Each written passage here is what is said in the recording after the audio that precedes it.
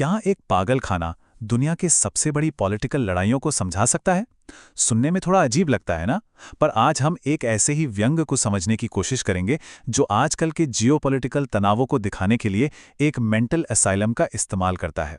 और कहानी का जो सेंट्रल कैरेक्टर है, जो अमेरिका को दिखा रहा है, वो एक ही लाइन में अपना इरादा साफ कर देता है। ये सिर्फ एक डायलॉग नहीं है, ये दुनिया पर हावी होने की एक सीधी सीधी घोषणा है। तो जैसा कि यहां दिख रहा है, ये पूरा का पूरा सेटअप एक रूपक है, एक पागलखाना जो हमारी दुनिया में चल रहे पावर स्ट्रगल को दिखाता है। तो चलिए इस व्यंग्य की परतों को खोलते हैं और देखते हैं कि ये हमें आज की राजनीति के बारे में क्या बताता है। ठीक है, तो सबसे पहले किरदारों को समझते हैं। आखिर इस पागलखाने में कौन कौन है और वे असल दुनिया में किसका चेहरा है, क्योंकि यही इस पूरी कहानी की नींव है। इस कहानी का जो दिल है वो है ये पागलखाना। देखिए, ये सिर्फ एक जगह नहीं है, बल्कि आज की दुनिया का आईना है। एक ऐसी जगह जहां सब कुछ क्योटिक है।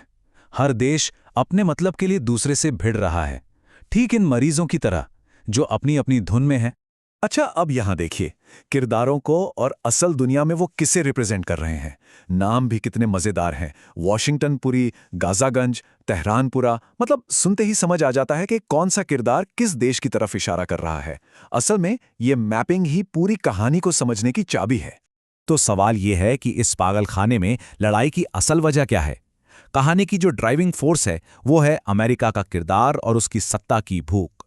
आइए जरा देखें कि वो चाहता क्या है।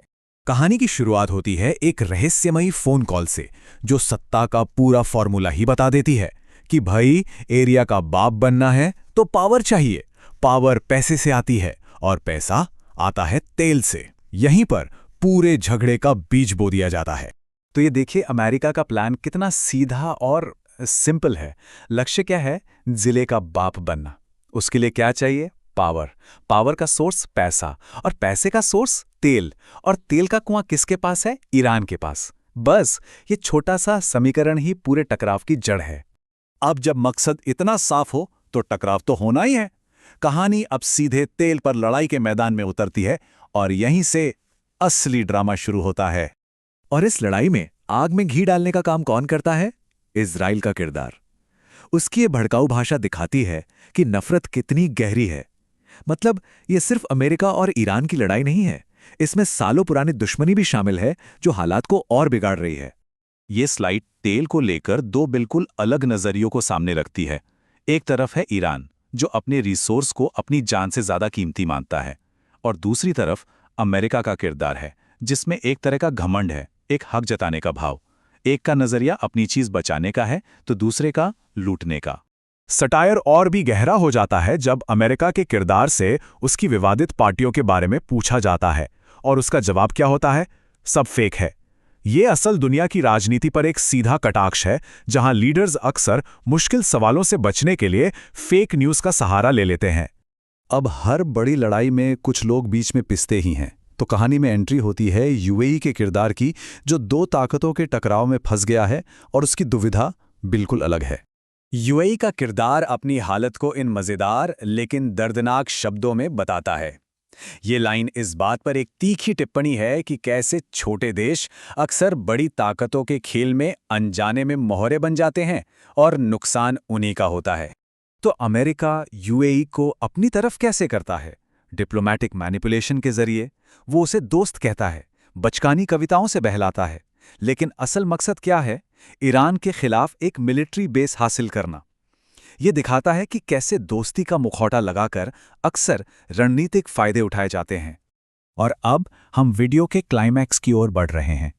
वो पल जहां सारा तनाव एक खतरनाक और अप्रत्याशित टकराव में बदल जाता है। व्यंग्य यहां अपनी पीक पर है। इतनी बड़ी लड़ाई की वजह क्या बनती है? एक गैस सिलेंडर। अमेरिका ईरान से चाबी मांगता है, और ये सिलेंडर असल में तेल, न्यूक्लियर प्रोग्राम या किसी भी बड़ी रणनीतिक संपत्ति का प्रतीक बन जाता है। ये दिखाता है कि कैसे बड़े बड़े युद्ध अक्सर छोटे से बहाने से शुरू हो जाते हैं। और ईरान का जवाब? सीधा इनकार। चाबी खो गई है, क्या कर लोगे? बस ये वो आखिरी लाइन है जो बातचीत के सारे दरवाजे बंद कर देती है, और अब टकराव के अलावा कोई रास्ता नहीं बचता। और तभी जब लगता है कि इससे बुरा और क्या होगा, कोई चिल्लाता है, अरे पगला को कौन खोला। ये एक लाइन पूरे सीन को एक बहुत ही खतरनाक मोड़ दे देती है। ये जो पगला है, ये कोई आम किरदार नहीं है। उसके पास लड़ने की कोई वजह नहीं है, कोई मकसद नहीं है। वो सिर्फ और सिर्फ तबाही का प्रतीक है, उस अनियंत्रित हिंसा का जो युद्ध शुरू होने के बाद किसी के काबू में नहीं रहती। ये दिखाता है कि एक बार जब आप अराजकता को दावत दे देते हैं तो आप ये कंट्रोल नहीं कर सकते कि वो किसे तबाह करेगी। तो इस पूरी कहानी, इस पूरे पागलपन का मतलब क्या निकलता है? क्रिएटर अपना आखिरी संदेश एक रैप के जरिए देता है जो इस पूरे व्यंग्य का सार है।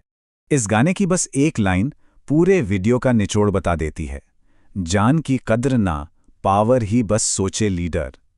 ये सीधी सीधी टिप्पणी है उन लड़ाइयों पर जो सत्ता के लिए लड़ी जाती हैं और जिसमें इंसानी जान की कोई कीमत नहीं समझी जाती। और आखिर में क्रिएटर खुद सामने आकर कहता है कि उसका मकसद कोई विवाद खड़ा करना नहीं है, बल्कि अपनी कला के जरिए एक छोटा सा संदेश देना है।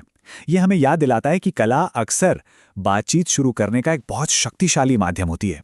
तो अंत में सवाल यही बचता है, क्या सटायर हमें दुनिया को बेहतर ढंग से समझने में मदद करता है या फिर ये गंभीर मुद्दों का मजाक बनाकर उन्हें कमज़ोर करता है? इसका जवाब शायद इस बात में है कि हम इसे देखते कैसे हैं। इस पर सोचिएगा ज़रूर।